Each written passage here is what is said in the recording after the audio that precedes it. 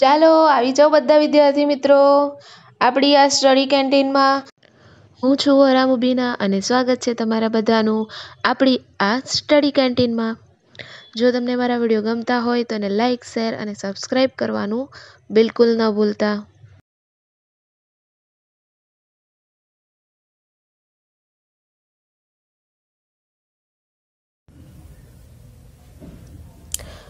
પ્રશ્નપત્ર 5 વિભાગ એ જેમાં 12 સુધી આપણે જોઈ લીધું છે। આજે 13મું જોઈએ। ઓજાયું દોરવા માટે વાય અક્ષ પર ખાલી જગ્યા લેવામાં આવે છે। તો ઓજાયું દોરવો હોય તો વાય અક્ષ પર સંચય આવૃત્તિ લેવામાં આવે છે। આ તો તમે પ્રકરણ ભણ્યા હોય તો તમને બધાને ખ્યાલ હશે જ। ચાલો હવે આગળ જુઓ। અંગ્રેજીના 26 મૂળાક્ષરોમાંથી એક અક્ષર યાદચ્છિક રીતે પસંદ કરતા તે સ્વર હોય તેની સંભાવના ખાલી જગ્યા થાય। તો શું લખીએ છીએ આપણે? અંગ્રેજીના 26 મૂળાક્ષરોમાંથી એક અક્ષર યાદચ્છિક રીતે પસંદ કરતા તે સ્વર હોય તેની સંભાવના ખાલી જગ્યા થાય। તો 26 મૂળાક્ષરોમાંથી એક અક્ષર યાદચ્છિક રીતે પસંદ કરીએ તો સ્વર હોય તો સ્વર કેટલા હોય? 5 અંગ્રેજીના એ, ઈ, આઈ, ઓ, યુ, 1, 2, 3, 4 અને 5 બરાબર છે। તો આપણે શું કરીએ છીએ? શક્ય પરિણામ છેદમાં કુલ પરિણામ। તો શક્ય પરિણામ કેટલા? 5 અને કુલ પરિણામ 26 એટલે 5/26। ચાલો હવે જુઓ। જો પી ઓફ એ જેમ પી ઓફ એ બાર બરાબર 3/5 હોય તો પી ઓફ એ બરાબર કેટલા? તો હવે જેમમાં આપ્યું છે તો આપણે એવું ધારી લઈએ કે ધારો કે પી ઓફ એ બરાબર 3x અને પી ઓફ એ બાર બરાબર 5x અને દરેક વિદ્યાર્થી આ ચેપ્ટર જો મેં કરાવ્યું છે અને ધ્યાનથી સમજ્યું હશે તો મેં તમને કરાવ્યું હતું કે P of A plus P of A bar બરાબર 1 થાય છે। સંભાવના અને તેની પૂરક ઘટનાની કોઈ ઘટનાની સંભાવના અને એ ઘટનાની પૂરક ઘટનાની સંભાવનાનો સરવાળો 1 થાય। તો પી of A 3x P of A bar 5x બરાબર 1 માટે 5 અને 3 8x બરાબર 1 માટે x બરાબર 1/8।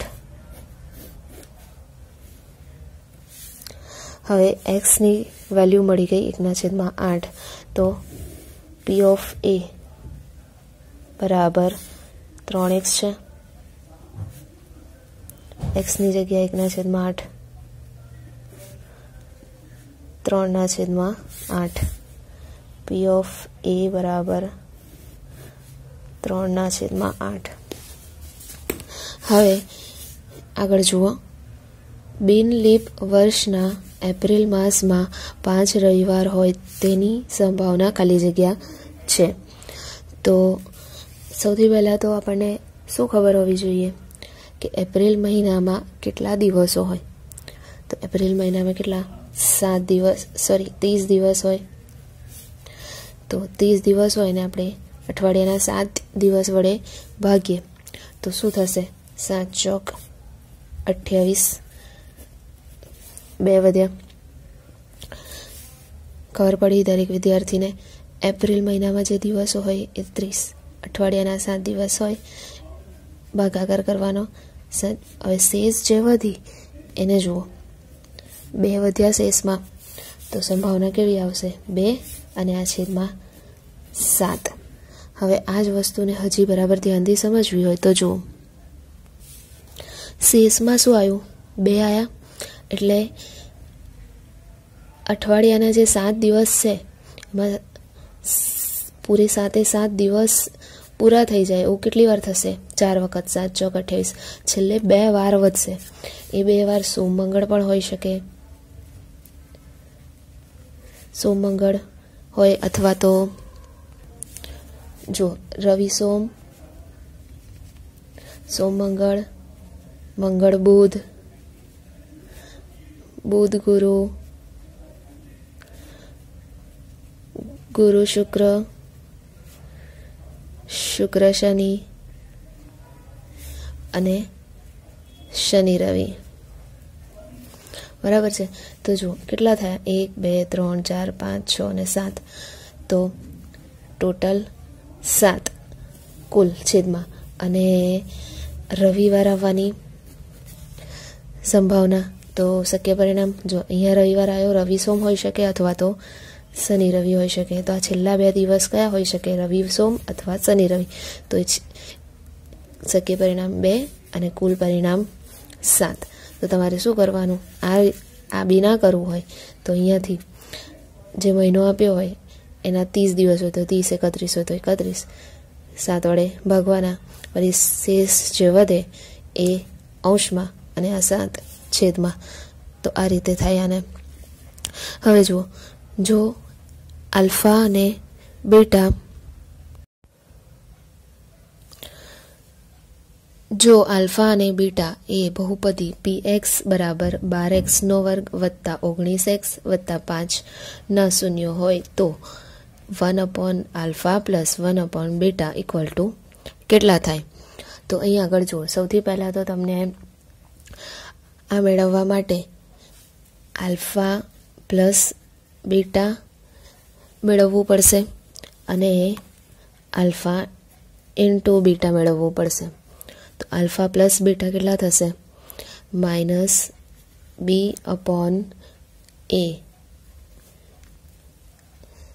તો -b કેટલા છે, જો આ તો બધાને આવડતું હશે ને. a અને a તરીકે લેવાનું. એક્સના વર્ગ સાથેનો સહગુણક a, એક્સ સાથેનો સહગુણક b અને અચળ પદ c. તો b એટલે 19 અને a એટલે 12.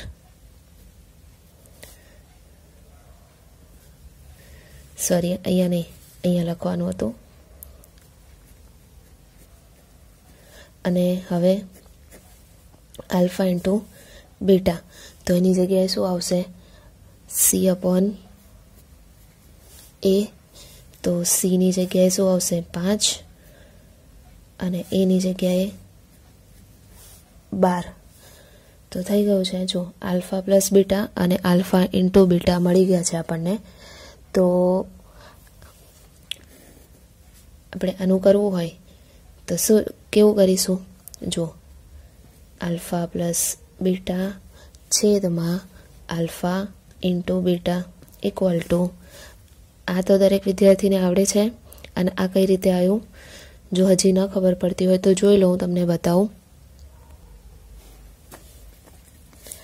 જો અહીંયા આગળ છેદમાં આલ્ફા ને અહીંયા બીટા છે, તો છેદમાં આલ્ફા ઇન્ટુ બીટા કરીએ તો અંશમાં શું આવશે, અહીંયા આલ્ફા છે તો બીટા, અને અહીંયા બીટા છે તો આલ્ફા.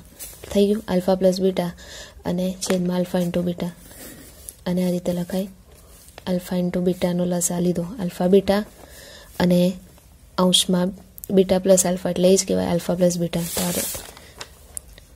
જો alpha plus beta into alpha into beta, alpha plus beta છેદમાં આલ્ફા ઇન્ટુ બીટા. તો ચાલો હવે જુઓ, આલ્ફા પ્લસ બીટા શું આવશે, -19/12 અને આલ્ફા ઇન્ટુ બીટા 5/12. તો 12 ગયા બરાબર -19/5. તો આ આપણો ફાઇનલ આન્સર થઈ ગયો.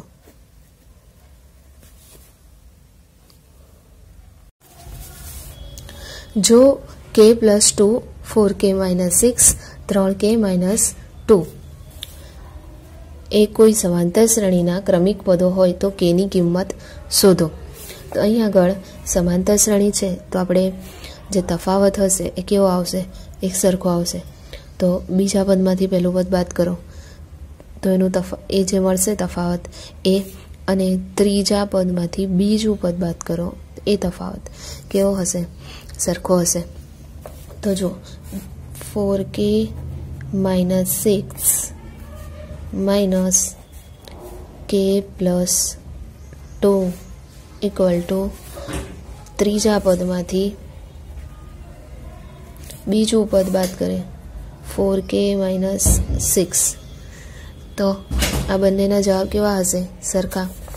માટે 4k માઇનસ 6 માઇનસ કે આ પ્લસની જગ્યાએ માઇનસ 2. આ તો દરેક વિદ્યાર્થીને ખબર હશે કે બહાર માઇનસનું ચિહ્ન છે અને કૌંસ નીકળે તો અંદર નિશાની બદલાઈ જાય. 3k માઇનસ 2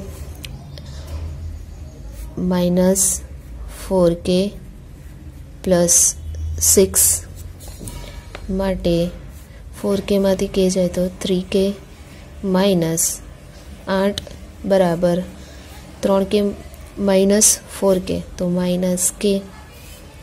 6 માંથી 2 જાય તો 4 માટે 3k આ માઇનસ કે પેલી બાજુ જાય તો પ્લસ કે 4 આ માઇનસ 8 પેલી બાજુ જાય તો પ્લસ 8 માટે 4k બરાબર 8 ને 4 12 માટે કે બરાબર 4 તરી 12 ને 4 એકુ 4 માટે કે બરાબર 3. તો અહીંયા આગળ આપણને કેની વેલ્યુ મળી ગઈ છે. બે વર્તુળની ત્રિજ્યાઓ 7 સેમી અને 9 સેમી છે તથા તેમના કેન્દ્રો વચ્ચેનું અંતર 12 સેમી છે. આ વર્તુળોને કેટલા સામાન્ય સ્પર્શક હોય? તો અહીં આગળ જો વર્તુળની ત્રિજ્યા 7 સેમી ને 9 સેમી છે તો 7 અને 9નો તમે સરવાળો કરો તો કેટલા થશે? પહેલાં તો જુઓ 16 થાય. તો બંનેનો સરવાળો 16 થાય છે. તો વર્તુળ આ રીતે તો નહીં જ હોય. કેમ? તો જો એને પછી લખ્યું છે તથા તેમના કેન્દ્રો વચ્ચેનું અંતર 12 સેમી છે. તો જો આ રીતે કરીએ તો આટલેથી આટલી 7 સેમી અને આટલે આ વર્તુળની આટલાથી આટલા 9 સેમી હોય તો બંનેનો સરવાળો કરીએ તો કેટલા થાય? 16 થાય. પરંતુ અહીંયા શું આપ્યું છે જુઓ, તથા તેમના કેન્દ્રો વચ્ચેનું અંતર 12 સેમી હોય. તો અહીંયા તો કેન્દ્રો વચ્ચેનું અંતર 16 સેમી થાય છે અને આપ્યું છે 12 સેમી. તો આ કઈ રીતની પરિસ્થિતિ અહીંયા ઊભી થશે? જુઓ,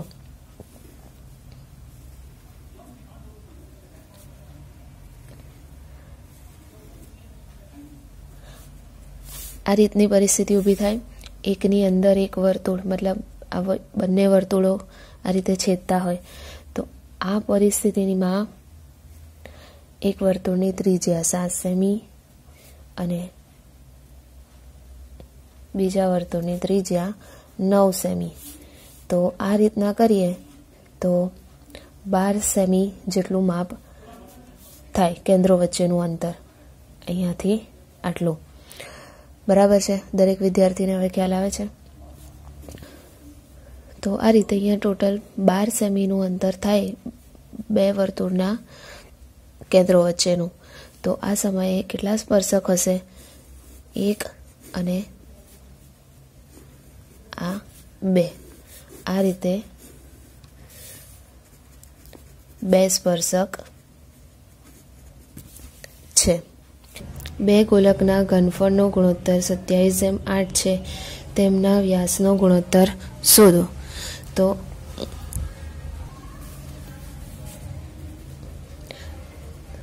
ઘનફળનો ગુણોત્તર 27:8 આપ્યો છે. તો વ્યાસનો ગુણોત્તર કરવો હોય તો શું કરવાનું છે? જો સૌથી પહેલાં આપણે તેને ત્રિજ્યાનો ગુણોત્તર,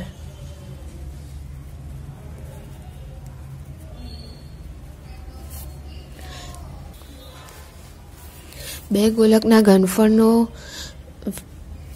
ગુણોત્તર 27:8. ધારો કે આ એક ઘનફળ અને આ બે ઘનફળનો ગુણોત્તર આ રીતે આપેલો છે. બે ગોલકના ઘનફળનો ગુણોત્તર. તો આપણે 3 તરી 9 તરી 27 થાય અને 2 દુ 4 દુ 8 થાય. તો આ રીતે ત્રિજ્યાનો ગુણોત્તર મળ્યો. અને જે ત્રિજ્યાનો ગુણોત્તર હોય એ તો ઓટોમેટિક વ્યાસનો ગુણોત્તર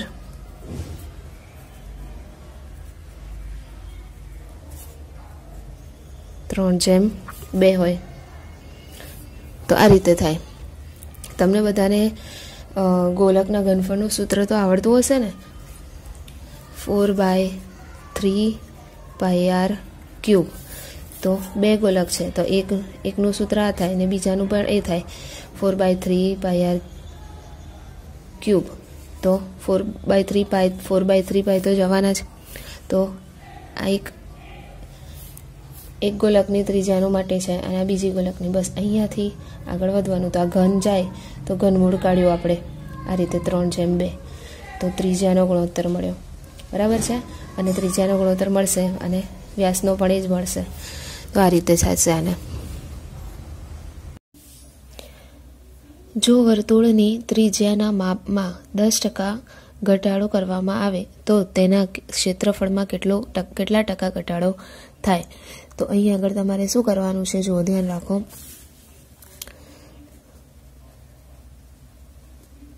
ત્રિજ્યામાં ઘટાડો બરાબર r ગુણ્યા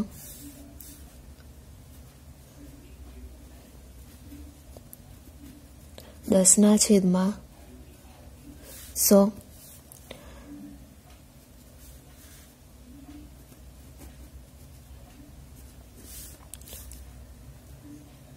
તો અહીંયા શું આવશે r/10.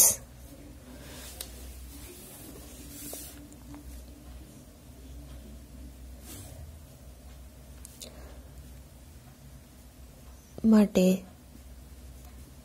નવી ત્રિજ્યા બરાબર મૂળ ત્રિજ્યા r હોય અને ઘટાડો થયો છે.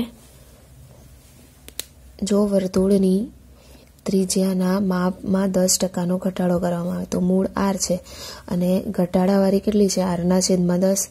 તો -r/10 કરીએ તો નવી ત્રિજ્યા મળી જશે આપણને.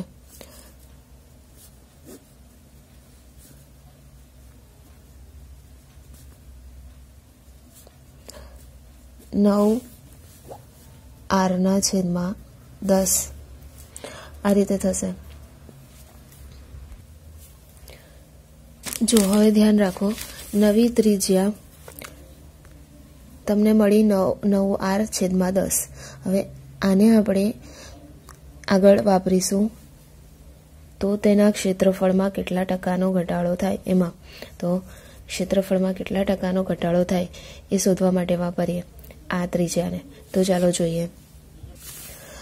તો જો તમને ક્ષેત્રફળમાં ઘટાડો બરાબર શોધવું છે તો મૂળ ત્રિજ્યા આપણે r તરીકે લીધી હતી. બરાબર, r છે મૂળ ત્રિજ્યા. તો πr² ઘટાડો કર્યો છે, ક્ષેત્રફળમાં ઘટાડો થયો છે. તો હવે નવી ત્રિજ્યાવાળું ક્ષેત્રફળ પાઈ અને નવી ત્રિજ્યા શું મળી 9r/10. અને માથા પર વર્ક કરવાનું બિલકુલ ના ભૂલતા. ચાલો πr² માઇનસ પાઈ 9×9=81r²/100 બરાબર 100 લસા લઈએ. અહીં આગળ 100 કરવા પડશે. πr² minus pi 81 r². અહીંયા તો 100 છે એટલે આ ઉપર અહીંયા જે છે તો આ જ રીતે એવું ને એવું જ આવશે. બરાબર. હવે જુઓ πr² અને πr² એ તો કોમન નીકળી જશે. તો શું આવશે 100 - 81 છેદમાં 100, 100માંથી 81 જાય તો 19 અને આ છેદના 100. તો આ રીતે આપણો જવાબ આવી ગયો છે. ક્ષેત્રફળમાં ઘટાડો આપણને શું મળ્યો? જો 19ના છેદમાં 100 એનો મતલબ શું? 19% ઘટાડો મળે. ચાલો હવે આગળ જોઈએ. બે સમઘન પૈકી દરેકનું ઘનફળ 1000 સેમી ક્યુબ છે. તો બંને સમઘનનું ઘનફળ સરખું છે. કેટલું છે? 1000 સેમી ક્યુબ. તેવા બે ઘનને જોડવાથી બનતા લંબઘનની લંબાઈ કેટલી થાય? હવે આ બે સમઘનનું ઘનફળ આપ્યું છે, બરાબર? તો હવે જે સમઘન છે એનું ઘનફળ આપ્યું છે, તો આ સમઘનને જોડવાના. હવે સમઘન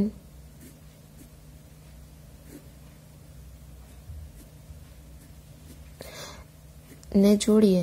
હવે આ એક સમઘન છે ને જોડીએ તો બીજું સમઘન જોડાય તો શું થઈ જાય? લંબઘન બની જાય. હવે એ લંબઘનની શું શોધવાની છે? આપણે લંબાઈ શોધવાની છે. તો સૌથી પહેલાં તો આ જે એક સમઘનનું ઘનફળ આપ્યું છે એના ઉપરથી આ જે સમઘન છે એની આપણે લંબાઈ શોધીએ તો શું થશે? ઘન નીકળે તો સામે ઘનમૂળ 10 સેમી થાય.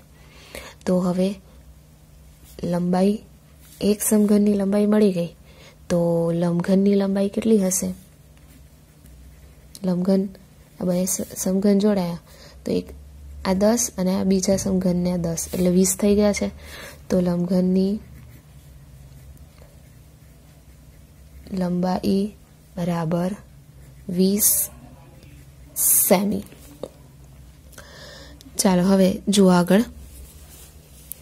નીચેની આકૃતિમાં y બરાબર px નો આલેખ દર્શાવેલ છે. તેના પરથી p of x ના શૂન્યોની સંખ્યા કેટલી છે?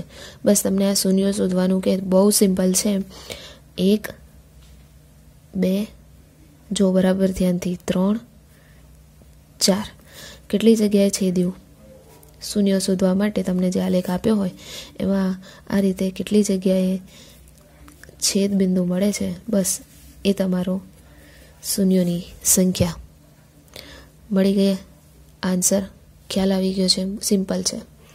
હવે આગળ જુઓ.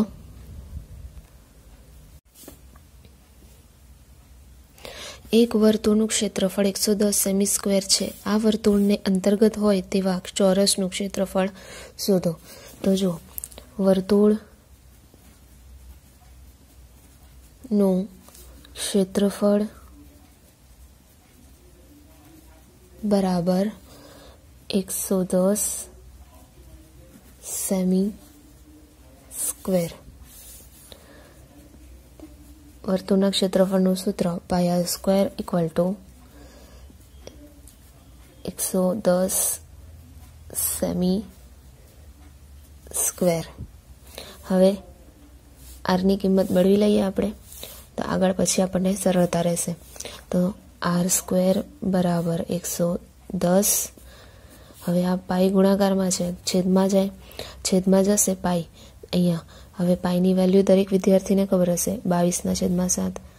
22/7 પેલી બાજુ જાય તો ઉલટાઈને અહીંયા આવી જશે.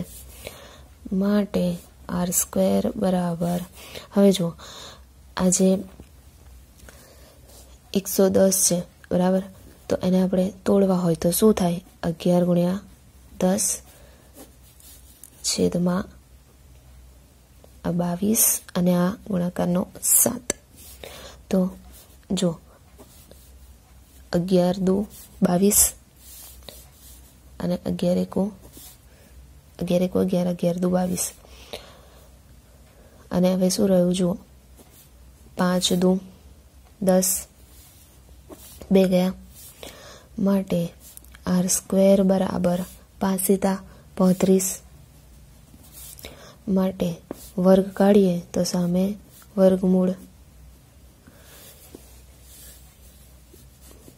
માટે ડી બરાબર, હવે ત્રિજ્યા વર્ગમૂળમાં 35 છે તો વ્યાસ શું મળશે? 2 વર્ગમૂળમાં 35. અને હવે અહીંયા સુધી આપણે પહોંચી ગયા છે. તમને હવે શું કહે છે? જુઓ, આ વર્તુળને અંતર્ગત હોય તેવા ચોરસનું ક્ષેત્રફળ શોધો. હવે ચોરસનું ક્ષેત્રફળ વર્તુળને અંતર્ગત, તો વર્તુળને અંતર્ગત આ ચોરસ, એનું આપણે ક્ષેત્રફળ શોધવાનું છે. તો સૌથી પહેલાં જો આ વર્તુળનું કેન્દ્ર અને આ એને અંતર્ગત ચોરસ, તો આ રીતે જોઈન્ટ કરીએ તો શું થશે? વ્યાસ. હવે ધારો કે આ વ્યાસ મળ્યો છે બરાબર આપણને, તો એની કિંમત આપણને મળી છે 2 વર્ગમૂળમાં 35. અને આ જે બંને, આ બાજુ અને આ બાજુ અંતર્ગત ચોરસ છે વર્તુળને અંતર્ગત, તો આ બંને બાજુઓના માપ કેવા હશે? સરખા. તો અહીંયા પણ x, અહીંયા પણ x, બરાબર છે. તો જો ધારો કે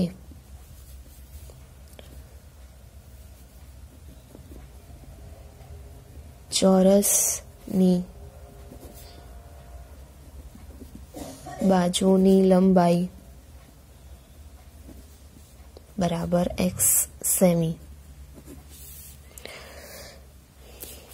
તો આપણે પાયથાગોરસ પ્રમેય પ્રમાણે કરીએ, પાયથાગોરસ સિદ્ધાંતનો ઉપયોગ કરીએ, તો પાયથાગોરસ સિદ્ધાંત પ્રમાણે બાજુના વર્ગોનો સરવાળો, જો અહીંયા કાટખૂણો બને છે તો બાજુના વર્ગોનો સરવાળો બરાબર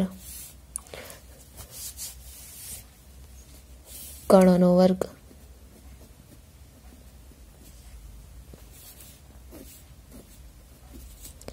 માટે 2x² બરાબર, હવે જુઓ આખો કૌંસ અને માથા પર વર્ગ, તો શું થશે? 2 નો વર્ગ 4 અને વર્ગમૂળમાં 35 નો વર્ગ છે, તો વર્ગમૂળમાં 35 ગુણ્યા વર્ગમૂળમાં 35, વર્ગ એટલે શું? વર્ગમૂળમાં 35 ગુણ્યા વર્ગમૂળમાં 35, તો શું થાય? 35 થઈ જાય.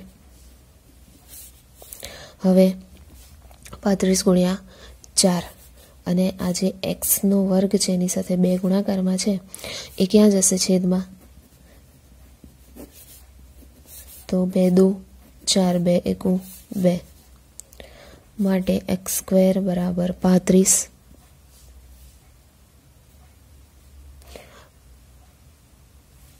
ગુણ્યા 2, તો કેટલા થશે? 35 ગુણ્યા 2 70, માટે x² બરાબર 70. માટે ચોરસનું ક્ષેત્રફળ, હવે જુઓ ચોરસના ક્ષેત્રફળનું સૂત્ર પણ તમને બધાને ખબર છે. ચોરસના ક્ષેત્રફળનું સૂત્ર શું થાય? બાજુનો વર્ગ એટલે બાજુનો વર્ગ એટલે આ બાજુ અને આ બાજુનો વર્ગ એટલે x નો વર્ગ જ થવાનો. અને x ના વર્ગની કિંમત આપણને મળી ગઈ છે 70. તો લખી દઈએ ચોરસનું ક્ષેત્રફળ બરાબર 70 સેમી સ્ક્વેર.